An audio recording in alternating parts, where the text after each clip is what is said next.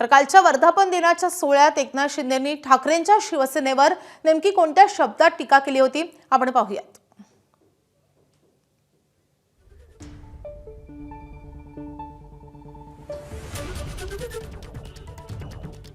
आज मी बघतोय काल परवापासून कुछ रोज भोक रहे हैं।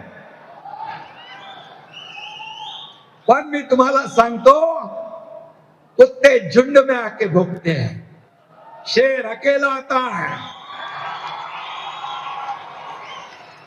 कुत्ते भोगते रहते हैं, टाइगर शिकार करता है और कुत्ते भोगते रहते हैं और टाइगर दहाड़ता है। एबीपी माझा, उघडा डोळे बघा नीट।